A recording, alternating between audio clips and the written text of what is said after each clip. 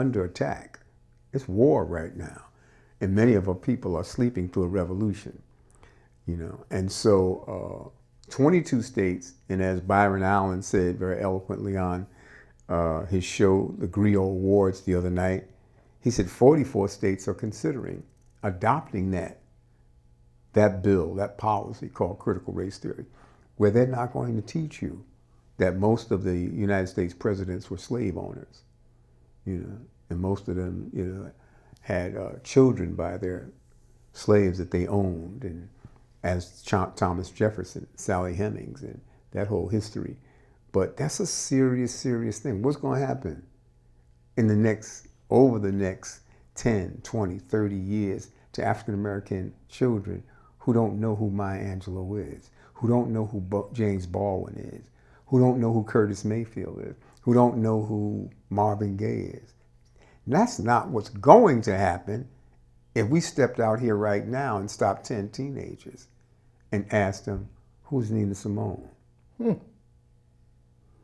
You went from the pinnacle who's right to Maya? a level when you said Nina Simone. Who's Maya? So who's James Baldwin? Any of them. So that includes all of those that stood for more than there are.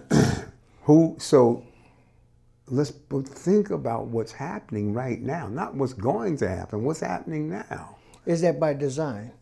Of course it is, but it's always been the design. There's a saying in this film. Maya Angelou quotes a famous author. I think his name is Percy Julian, and she says, as he said, it was ever thus. I mean, it was always this way. It was always by design. From the minute they grabbed you from the shores of Africa and kidnapped you and put you in the hulls of slave ships, the design was always to keep you in the dark and close the mind so no light could enter into the so-called Negro's mind. That was always the design. But I have a chapter in a book that I've written called Soul on Fire, and one of the chapters is called The Miseducation of the Negro by the Negro. So, say that again? The Miseducation of the Negro, which was the title of the famous book by one of the great African American authors,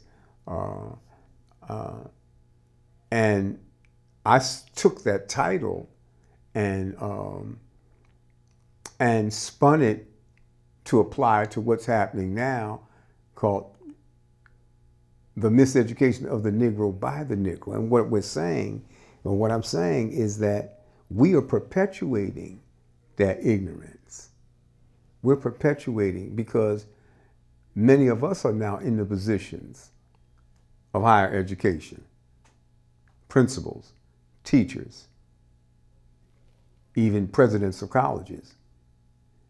And so we can't continue to blame other folks, white folks, for hiding that history. Mm-hmm. They were using that as a technique to maintain their rule. But what happens when we start or stop passing it down? I have to say this to you. My father was way over 100. He was 104 when he passed 10 years ago.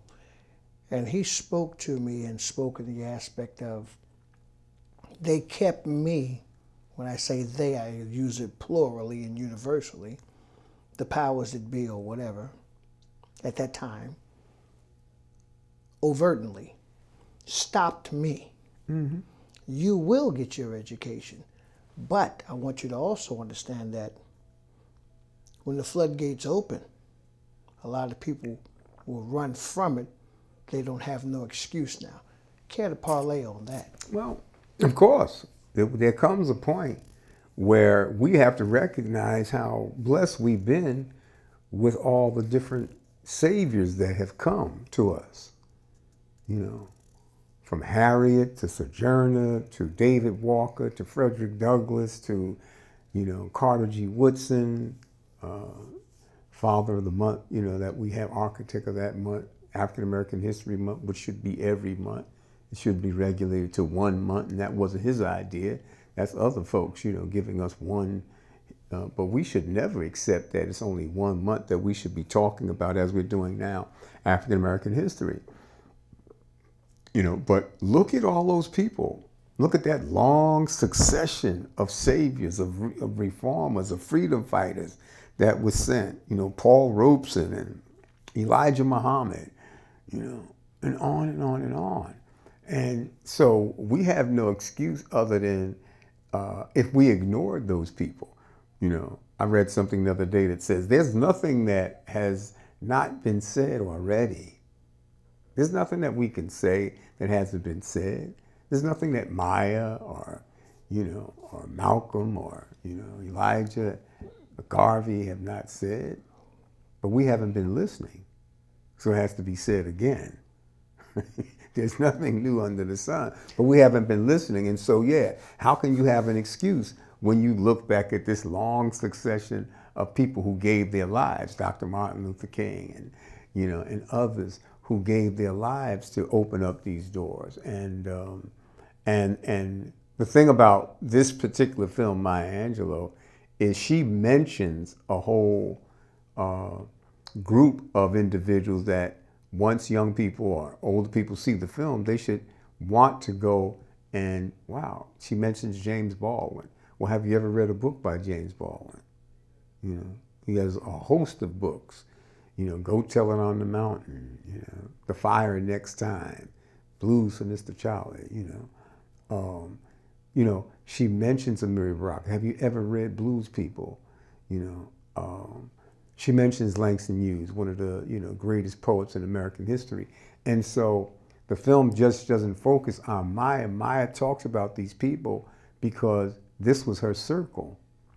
This is how she socialized, and this is the kind of energy and knowledge and information that actually shaped and molded her. Can you imagine at any given day or any given Friday night all the way to Saturday night and Sunday, and you're sitting around and Lorraine Hansberry is right there, and James Baldwin is here, and John Henry Clark is here, and Amiri Baraka is over here, and Ossie and Ruby Davis are over here, and Max Roach. And this is what they did. Not for pay, not to get paid, and not to socializing, not to even be on camera, but to socialize and do the wisdom and try to come up with ideas of how we're gonna get out of this predicament that we in.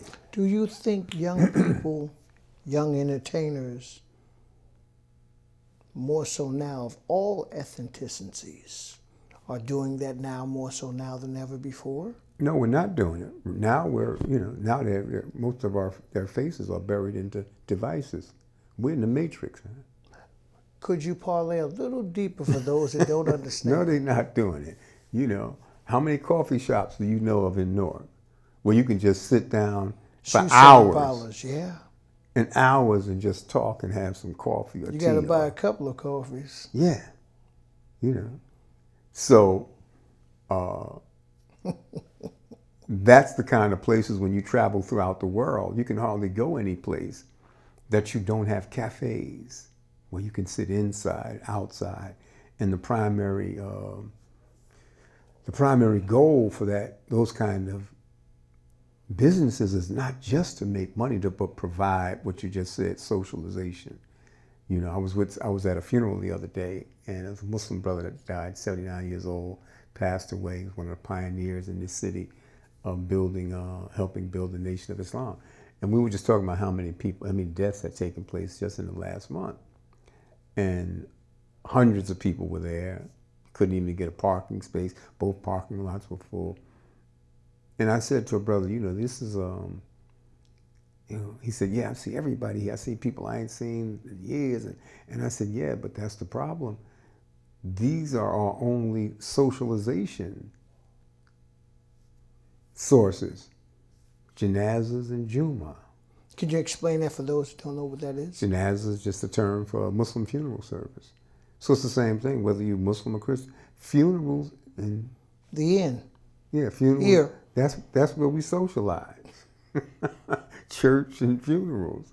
And at one time, that used to be the gathering place for fellowship and stuff. Right. They used to be social centers.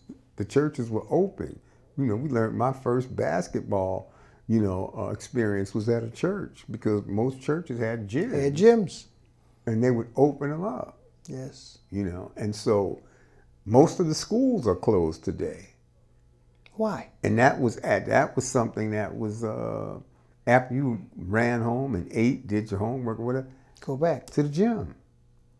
And there was older brothers there who ran those gyms that we know and became pillars of the community. Mr. But we don't Travis, communicate anymore. Mr. Bradley, Mr. Percy Oliver, all of those guys. Yeah, and so you not only got recreation, but you got recreation.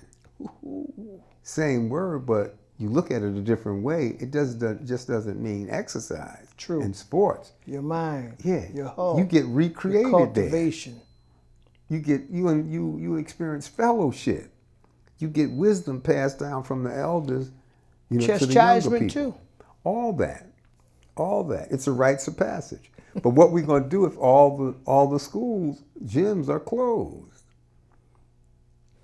And then we wonder why our kids are, running rampant and just in the streets. Now, I have to ask this here for our audience. Is that urban or is that everywhere? Well, it's Good like, question. Good question. well, we say, when America gets, cold, we get pneumonia. It's like the parakeet in the cave, It affects society in general, but it affects us worse. Is that because of the numbers that's in the urban communities more so? The volume of people? I think it's because of the poverty of the mind, the spirit, and the economics. It affects us more. If we're not socializing, I just gave the example of the elephants. If we're not socializing, we ain't passing down the wisdom. We're not showing each other the plug. We're not showing each other how to get the bag. So they're full of energy, no knowledge, and just reacting. Yeah, we're in a serious time that that the devices of the internet, even the people that created the internet and Facebook, have even said it has almost destroyed social interaction, the way we communicate as human beings. People don't want to talk anymore. What we're doing right now is very rare. And a lot of people you talk to today can't even conceive of having a conversation for a half hour or 45 minutes. Because everything is text, tweet, email, like you said about the instant thing, And so. And if I disagree with you, I cut you off. It's not I can disagree to still Right. agree. Right. What's it? Block, cancel, delete. So, That wasn't nice, but I like the way you did it there. Block, cancel, this is delete. the writers in the 1940s, and earlier, like Nietzsche and Huxley and Erich Fromm. These people were talking about the greatest danger was us becoming robots, losing our humanity. Stay there, please, Hafiz. Now I'm going to take us back to Flash Gordon, and I'm going to let you take it from there. Because we're there now. Yeah, we in it. We're there now. Flash Gordon, when I was growing up, was this guy that was traveling out of space, and all you heard throughout the picture was, he's talking. But what is coming to pass, the Jetsons and things of that nature, they're the cartoons, everything is coming to fruition now. There's soon going to not be paper money. There's soon, as you see in the supermarkets, they don't need no one there, so the jobs are starting to get very, very, very light. Yeah, so in keeping with our theme of Maya and her importance and the people, that shaped and molded Maya, this is what these elders were telling us. This is what even the elders before them, the Native Americans, was telling us. After That's a whole after you mess up the water, after you poison the water, after you poison the air and the fish and mess with the sun. After that, the Native Americans say you won't be able to eat that money. So we're there, and the elders have been trying to tell us, and we're at a time now, we have to go back. That's why Maya is so important. That's why James Baldwin is so important, because, I like to tell people that Maya Angelou, we refer to her as a writer, a poet, an essayist, a novelist,